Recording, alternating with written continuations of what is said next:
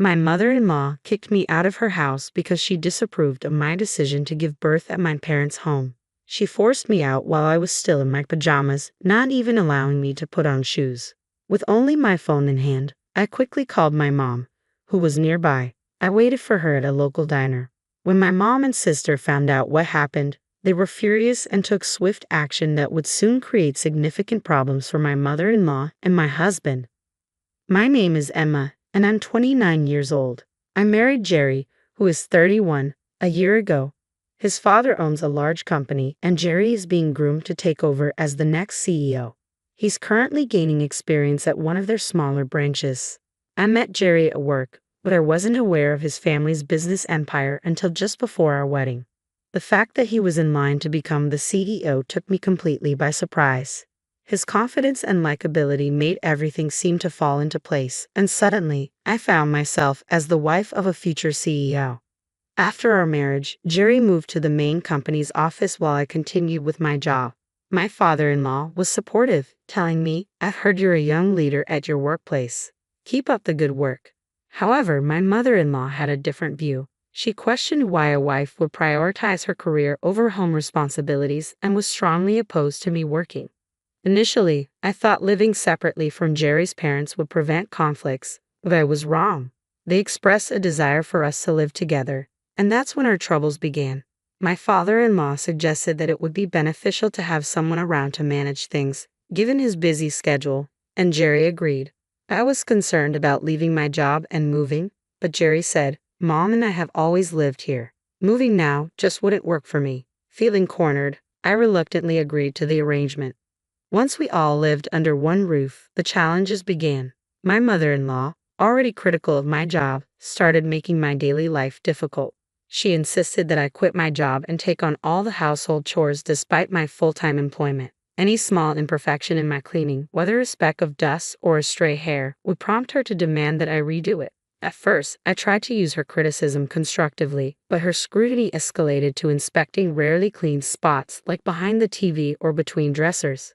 Eventually, I decided I had to stand up for myself. "I can't clean these areas every day," I said firmly. "I work just like Jerry. I'll do a thorough clean on weekends, so there's no need to redo everything today." My mother-in-law was enraged by my response. "How dare you talk back to me like that?" she shouted. In her anger, she called Jerry and falsely accused me of yelling at her, twisting my suggestions into a confrontation and adding tears for effect. I hoped Jerry would understand and support me, thinking he might say something like, "Mom, Emma is working too. Maybe you could be a bit more understanding." Instead, I was met with disappointment. "Why did you upset Mom like that? She was only trying to help," Jerry said, siding with her. This response underscored the stark difference in expectations and support within our family. "Why are you getting upset?" Jerry reprimanded me, ultimately aligning himself with his mother. It was then that I realized the only person I might rely on in that household was my father-in-law. However, his frequent absences due to work left me to navigate the tension on my own. I soon learned that challenging my mother-in-law only led to more disputes and left me feeling deflated, as she would invariably complain to Jerry, who offered no support. To avoid further conflict, I adopted a quieter demeanor, believing it was the only way to maintain some semblance of peace. This strategy carried me through the year until I began experiencing health issues, prompting a visit to the doctor. The diagnosis wasn't just an illness. I was pregnant, feeling a mix of hope and apprehension about the family's reaction. I decided to share the news with Jerry first. "You know how I've been feeling unwell lately." "Well, I went to the doctor, and guess what? I'm pregnant," I said. "That's great. So, I'm going to be a dad, huh? I can't wait. Do we know the gender yet?" Jerry responded excitedly. "Not yet. Does it matter to you?" I asked, sensing his underlying expectations. "Of course it does. It has to be a boy," he declared. Since Jerry was an only child, I got the impression that having a son to continue the family business was important to him. "What if it's a girl?" I wondered aloud, concerned about how this might impact our family dynamics. "Don't worry. I'm sure it's a boy," he reassured me, though I remained unconvinced. We decided to wait until we could confirm the baby's gender before telling his parents. When we learned we were having a girl, I was thrilled and uninterested in perpetuating any gender bias. Jerry's reaction, however, was less enthusiastic. "A girl? Are you sure? Get it checked again, he said, disappointment clear in his voice. His reaction made me anxious about how his mother would respond. Despite his initial disappointment, we knew we couldn't keep the pregnancy a secret from the in-laws any longer. I gently nudged Jerry to share the news. Well, I'm pregnant, he told them. My father-in-law's face lit up with joy. That's wonderful, Emma. We're finally going to have our first grandchild, he exclaimed with genuine happiness. However, my mother-in-law's reaction was immediate and pointed. So, what's the gender? She inquired with a hint of hesitation. I replied, it's a girl. A girl? I hope she's as lovely as you, Emma, my father-in-law said warmly, clearly not concerned about the gender. But my mother-in-law's disappointment was unmistakable. A girl, not a boy. It has to be a boy to make sense for Jerry, she muttered under her breath. I was taken aback by her reaction. Before the tension could escalate, my father-in-law intervened. Honey, why would you say that? Whether it's a boy or a girl, they're still our grandchild. Can't you just be happy? He chided her gently. She seemed subdued after his reprimand, but I knew her mood wouldn't last. True to form, as soon as my father-in-law left for work the next day, my mother-in-law confronted me. Just because you're pregnant doesn't mean you can slack off on the housework. You're not planning to quit your job, are you? If not, keep up with your chores. Pregnancy isn't an illness, you know. Hearing these words from someone who had been through pregnancy herself was jarring. It made me seriously question whether staying here was the right choice for my child. My family's home is about a 4-hour train ride away. Since my dad passed away early, my mom and older sister have been living there together. Perhaps if I shared everything with them, they might welcome me to stay. I began to feel that giving birth at my in-laws' place might not be the safest or most supportive option. I remembered that my family's home could offer a better, more caring environment. I decided to call my mom immediately. Mom, it's Emma. What's up? She asked, surprised by the call. I'm pregnant, and I was thinking, could I come home to give birth? I asked. Congratulations. You should have told us sooner. Of course, you can come home for the delivery. But have you talked this over with your in-laws yet? Not yet, I admitted.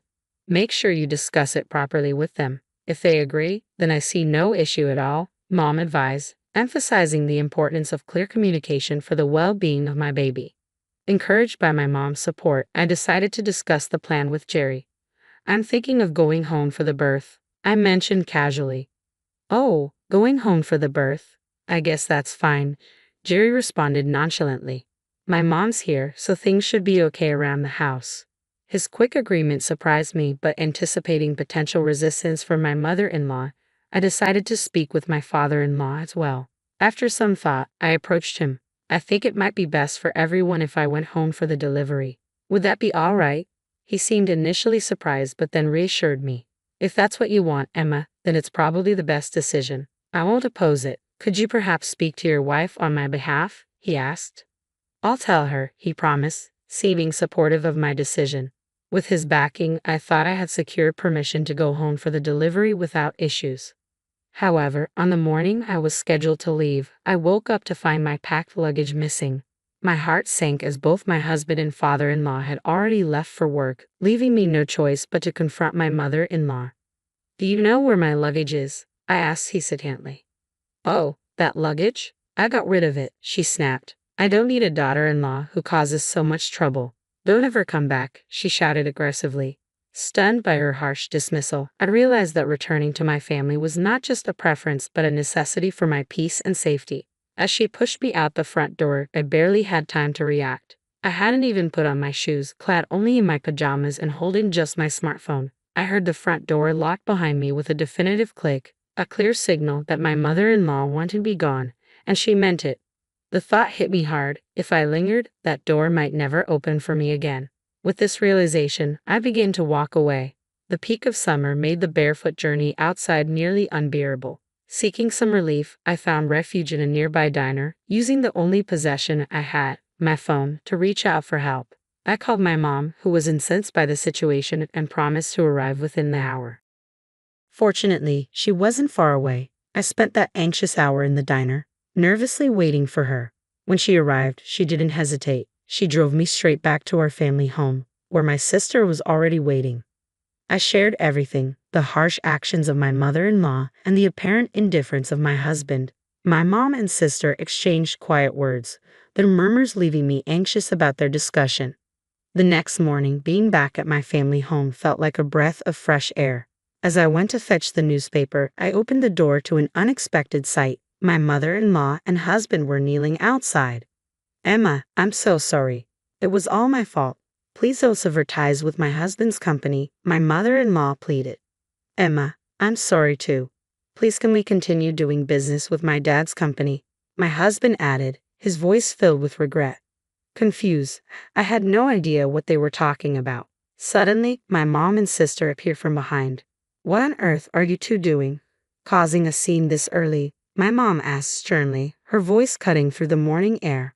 "What does resuming business mean?" she probed, seeking clarity on their sudden change of heart.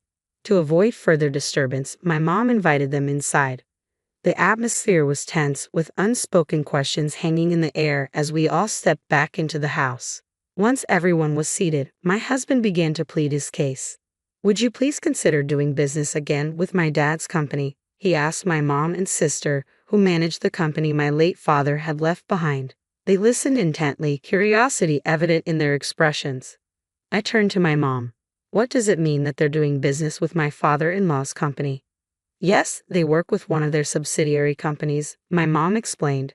"It's a major player within their group, second only to the main office, and their top client is your mom's company," my husband added, looking at me. "This was news to me and apparently to you as well." I chuckled. "That's news to me too," I said, reflecting on what I remembered. Come to think of it, I recall my parents-in-law mentioning they've always been indebted to each other since they first met. The warmth of nostalgia quickly cooled when my mom interjected with firm resolve. "I can't continue doing business with a family that would send my daughter out like that, with just her phone," I declared firmly. "I'm ending our business dealings." My mother-in-law, visibly shaken by my mom's declaration, pleaded desperately, "Please, I beg you, I'll do anything. Could you reconsider stopping the dealings with my husband's company?" At that moment, my sister, with a smirk, chimed in. "You said you'd do anything, right? So you'll agree to Emma's divorce and, of course, pay alimony and child support, won't you?" Her words echoed painfully in my mind. Just the day before, my husband's response to my concerns had been dismissive. "It's what you deserve," he had said coldly. That callous remark only solidified my decision.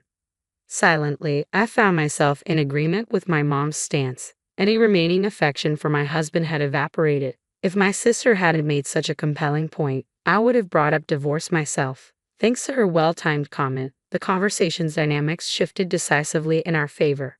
Reluctantly, my mother-in-law asked, "Even if it means agreeing to a divorce, will you resume business with my husband's company?" With a knowing smirk, my mom pulled out her phone and made a call. "It seems this lady here agrees to my daughter's divorce," she said clearly into the phone. From the speaker came my father-in-law's voice. "Got it. Hey Maria, I'm divorcing you, and Jerry, you're fired." His drastic conditions for resuming business were clear.